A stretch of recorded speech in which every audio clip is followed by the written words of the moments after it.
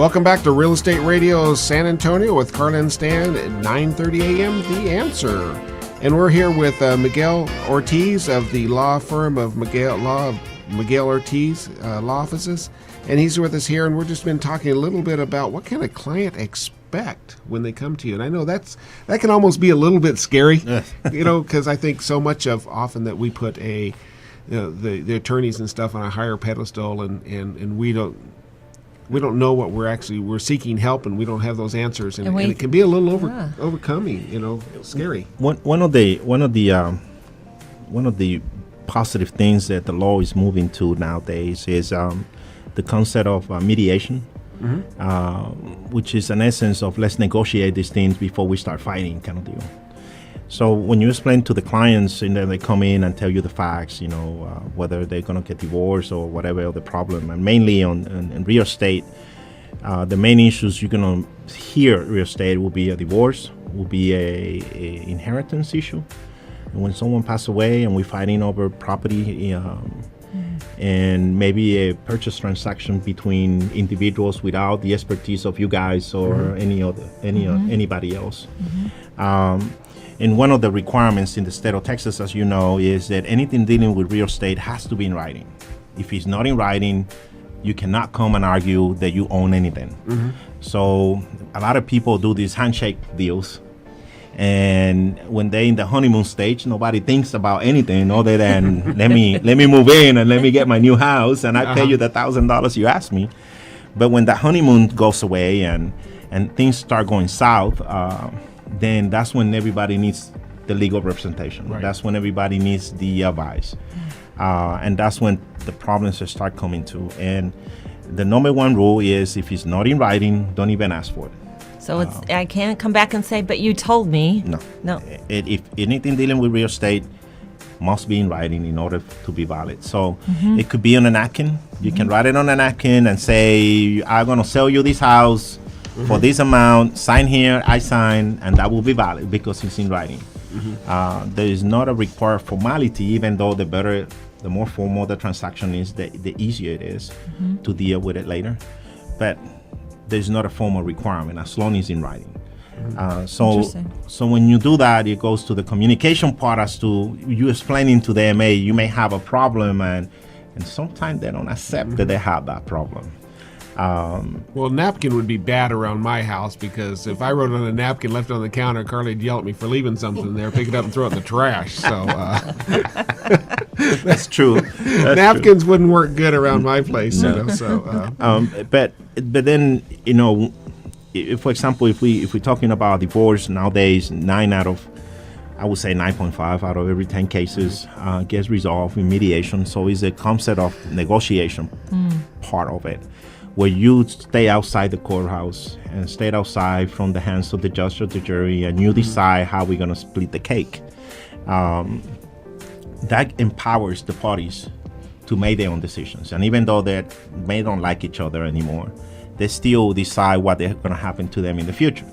Because the courthouse, you got to understand, we got 14 district judges. They're busy all day. There's 200 cases on the docket every morning. And these judges doesn't know you personally. They get to hear your case, and they will do the best they can based on the law to decide what will be best for you. But no one knows what is best for you more than you do. So you still got that power to go to mediation and negotiate these things out. It will save you a whole bunch of money in attorney's fees, and I'm not advocating that I don't want to get paid. That's not what I'm saying, that this is what I do for a living. But, our main goal as lawyers is to facilitate and make sure that the clients get the end result at the fastest, cheapest, and more proficient way possible. And I'm a strong advocate of the negotiation concept of it. I like that. So I think mediation, mediation is a conversation, and it keeps you in control. Anything I don't like when someone has control over me, when you lose control of your destination, and that's what happens when you can't solve it and you go to the court and ask the judge to make a decision for your life. Right. In the court experience, it can be miserable. Yeah. Let me use that word. Yeah. It could be even if you think you're winning, it's not a good experience. Even if you come out of that court and say I won, it's not a good experience. And my theory is usually nobody wins and loses because no matter what the decision is, you're never going to be happy. Yeah. Even though if you get the better side of the of the decision and you think it's not a winning. You know, these situations nobody wins, and it's a matter of feel comfortable instead of feeling that winning sensation. Though. Yeah. This is a subject with us at Real Estate Radio San Antonio. We hate to bring up these ideas of divorce and have to talk about them because we naturally wish that everybody's marriage would continue and go, would be God blessed and would move on in that sense, but it does happen, and so what we're trying to do is bring you relevant information on this situation. And if you've just joined us, you're listening to Real Estate Radio San Antonio with Carl and Stan, and we're here with Miguel Ortiz, which is an attorney at law, and he handles a lot of these real estate things on family practice and stuff, and we just felt like this was a very moving, very important issue to bring forth, and that people understand exactly what takes place here on this. A couple of shows back, so those that are listening, you could go to our website. We had a divorce. We had a realtor that had a divorce designation, so he has experience in dealing with divorce, people that are starting a divorce, and so we thought it was very important to have the other piece, which is the attorney. And again, it's knowledge is power, and we're just trying to bring you people, some go-to people, so that you can get the information you need to make the right decisions. So Miguel, tell us about how property is divided in Texas. So if there's a divorce and someone owns a house, how there's community property and separate property, how does that work? Yeah. Well, first the perception of the people is and everybody probably heard this, and it's 50-50. And it was supposed to be 50-50, but it's not 50-50. When you marry someone, you create a third party that the law says is a community at property, and that is a legal entity on its own, not as a person, but it creates this third party within the divorce, and then the property, within the marriage, then the property becomes part of that community asset, third person, and everything's supposed to belong to that pot. Okay. And as you get married, as the years goes by and you progress and get more money and more properties and things like that, you keep throwing in that pot. Gotcha. And it goes on that pot. And we don't cut that pot in half. It is impossible to go and cut a house in half. So what happens is this is 0-0. We all start on 0. Okay. And when we go to court and trying to divide community assets, we don't go, okay, I got 4 forks, you get 2, the other one gets 2. It doesn't go that way. It's impossible to take that approach. So it tries to sometimes. Oh yeah, right. Believe you me. But sometimes it's cheaper to go to Walmart and buy the forks, I'm telling you, sometimes I got to tell the client, don't worry about the iron board. We go and buy a new one at Walmart, and it's cheaper than pay me an hour to go and get you an iron board. Absolutely. Yeah. So, and believe you me, some people say, no, I want that iron board. So I'm going to pay you 3 times what it's worth to get it for me. But those are personal. But it was my mother's iron board. I know. So when you got that community property pot, then it goes factors into who contribute, the income of the parties, the education, what each party will be able to do after the divorce when they become, instead of one team, become separate individuals. Children who have custody of the children, those things comes into factor as to how we're going to split that pot. And usually judges will going to go into fairness and say, well, we're going to split it in half, but not half of every item. It will be half of value. If you have a community asset that the whole thing worth $100,000, then each one gets 50, and then we look into it and say, okay, where do we going to get you 50% from? You get the house, you get the 2 cars, here's you 50-50, see you later.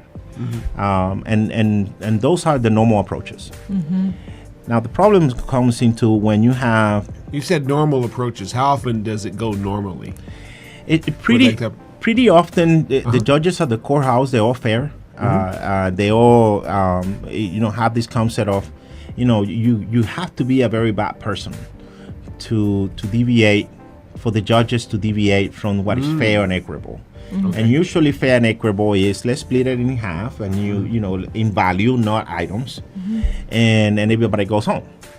Now, when you have a bad person in a family violence history, or you have a person who wasted all the monies because he's an alcoholic or things like that, then that scale shifts more. So there's contributing factors involved. That's, in all of this that's also. some of those contributing factors is the bad behavior. And if you're pretty bad, then the scale is going to shift some way. And then if you have children, for example, you know, the person who keeps the children may have the greater possibility of keeping the home because the court wants stability for the children. It's not about the adults, it's about the children. So things like that, it goes into place. But one of the biggest problems is when people bring separate property into the marriage. You see this quite often, and I was talking to Carla earlier about people who were married before or were successful before marriage, and they already bring it into the marriage, their home and retirement accounts. And Well, because that so often happens with people are, especially if they marry later in life, are bringing things in with great value. Yeah. And now that you said that, you know, nowadays we see people getting married later in life. Right. Yeah. Once they establish their careers and they financially established, then okay, now I want to get married and I want to have children. So you see people, having children later in life than maybe 30 years ago. Yeah. Well, we're going where you're going. I think it's going to take more than the 30 seconds we have before we take a break here. So I'm going to kind of just It's stop us interesting. here a little bit because this is very interesting. Yeah. What Miguel, this is what we talked about in the green room before we came in here.